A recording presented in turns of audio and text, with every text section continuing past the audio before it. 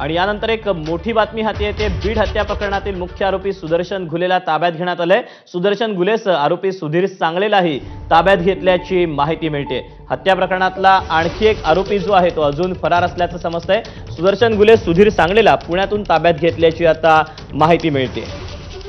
गेल्या अनेक दिवसांपासून या सगळ्या आरोपींच्या मागावर पोलीस होते, पथकं होती, सीआयडी देखील या सगळ्याचा तपास करत होता। आणि या घडीची ही सगळ्यात महत्त्वाची आणि मोठी बातमी, बीड हत्या प्रकरणातील मुख्य आरोपी सुदर्शन घुलेला पुण्यातून ताब्यात घेण्यात आल्याचं समजतंय। सुदर्शन घुलेचा आरोपी सुधीर सांगळेलाही ताब्यात घेतल्याचं समजतंय। हत्या प्रकरणातला आणखी एक आरोपी आहे तो मात्र अजून फरार आहे।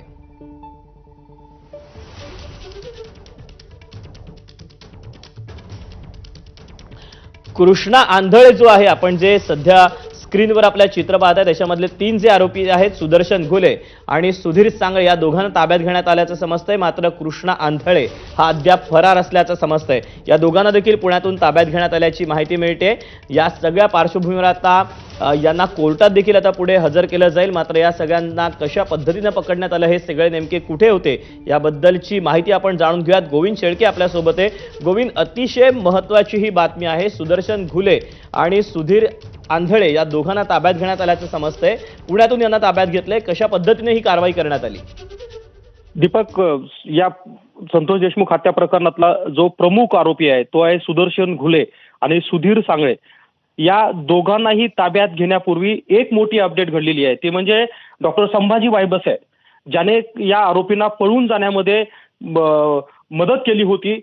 पैशाची मदत केली होती का, गाडीची मदत केली होती का, आणखी कुठल्या कुठल्या स्वरूपाच्या मदत केल्या होत्या। मात्र त्याला आधी बीडच्या स्थानिक गुन्हे शाखेने ताब्यात घेतलं, त्याला आता बीडमध्ये आणण्यात आलेलं आहे। आणि त्याच्याच नंतर आपण बघतो की या प्रकरणातला प्रमुख आरोपी सुदर्शन घुले आणि सुधीर सांगळे हे दोघे जण पोलिसांच्या ताब्यात आहेत। अर्थात या प्रकरणाचा तपास जरी एसआयटी करत असली अथवा सीआयडी करत असली तरी सुद्धा ही जी अरेस्ट आहे ती बीड पोलिसांनी, बीडच्या स्थानिक गुन्हे शाखेच्या पोलिसांनी केलेली आहे। लवकरच या संदर्भातली माहिती बीडचे जिल्हा पोलीस अधीक्षक देणार आहेत आणि या संदर्भातली पत्रकार परिषद सुद्धा होणार आहे। या संदर्भातली माहिती अद्याप जरी अधिकृत नसली तरी एक गोष्ट खरी आहे की आतापर्यंत मागच्या 26 दिवसापासून 27 दिवसापासून संतोष देशमुख हत्या प्रकरणाचे जे प्रमुख आरोपी होते, जे पळून जाण्यात यशस्वी झाले होते, त्यांना पकडण्यासाठी जवळपास सीआयडीचे 3 टीम काम करत होत्या, मात्र ते मिळत नव्हते। आणि अखेर आपण बघतोय की सुधीर सांगळे आणि सुदर्शन घुले या दोघांनाही बीडच्या स्थानिक गुन्हे शाखेच्या पोलिसांनी ताब्यात घेतलंय।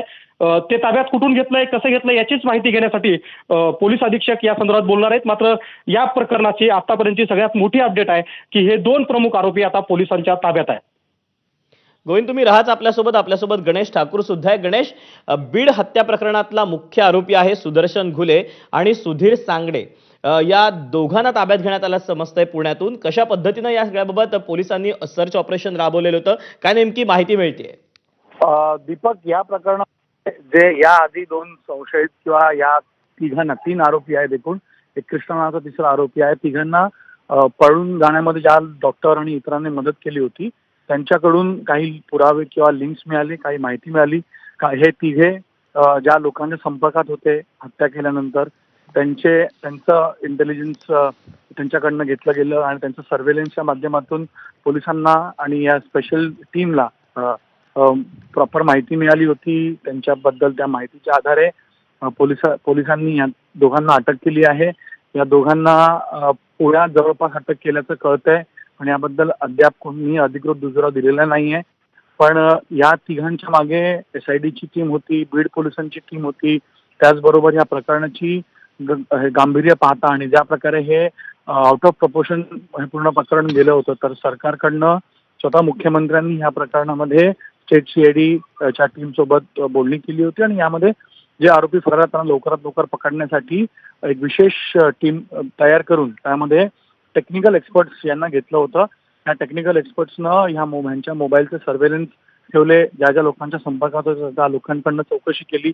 या तिघांनी आपले फोन बंद केले होते, नवीन सिम कार्ड घेतले होते, पण तेही काही सूत्रांकडून किंवा त्यांच्या नेटवर्कच्या माध्यमातून त्या फोनच्या बद्दलची माहिती मिळाली आणि त्या आधारेच या दोघांना आता अटक करण्यात आली आहे।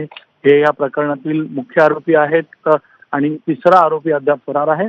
त्याला पकडण्यामध्ये लवकरात लवकर यश मिळेल अशी आशा अपेक्षा नक्कीच. CID गणेश teams तुम्ही आहेत. राहाच आपल्यासोबत. आपण पुन्हा एकदा गोविंदकडे जाऊयात. गोविंद, या सगळ्या हत्या प्रकरणामध्ये ज्या डॉक्टरला ताब्यात घेण्यात आलेलं आहे संभाजी वायबसे आणि त्याची वकील पत्नी, एसआयटीनं या सगळ्यांना ताब्यात घेतलंय. त्यांच्यासोबत आणखी एकाला अटक करण्यात आलंय.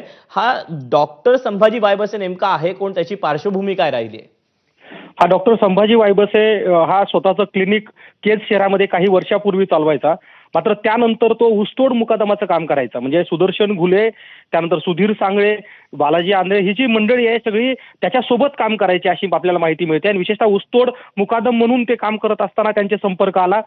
हा जो संभाजी वायबसे आहे हा आता डॉक्टरकीचा व्यवसाय करत नाही, मात्र त्याची पत्नी सुद्धा वकील, सरकारी वकील म्हणून सुद्धा त्यांनी काही दिवस काम केलं होतं केजच्या कोर्टामध्ये. आणि ज्या आता सोबत आहेत, म्हणजे संभाजी वायबसे यांना ज्यावेळेस पोलिसांनी ताब्यात घेतलं त्यावेळेस त्याची पत्नी सुद्धा सोबत होती.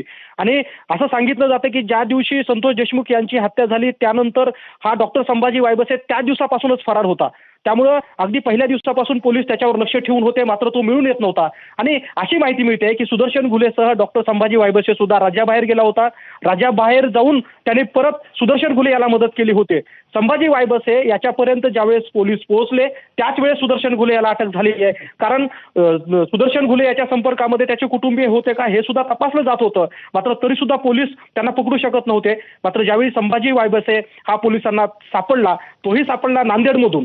नांदेड शहरामध्ये पोलिसांनी ट्रॅप लावला आणि नांदेड शहरातून संभाजी वायबसे याला काल दुपारी ताब्यात घेतलं, रात्री बीड शहरामध्ये आणलंय. आणि आपण बघतोय की बीड शहरातील स्थानिक गुन्हे शाखेमध्ये त्याची रात्रभर चौकशी झाली. आणि संभाजी वायबसेला पकडल्यानंतरच सुदर्शन घुले आणि सुधीर सांगळे या दोन्ही आरोपींना पकडण्यात पोलिसांना यश आलंय.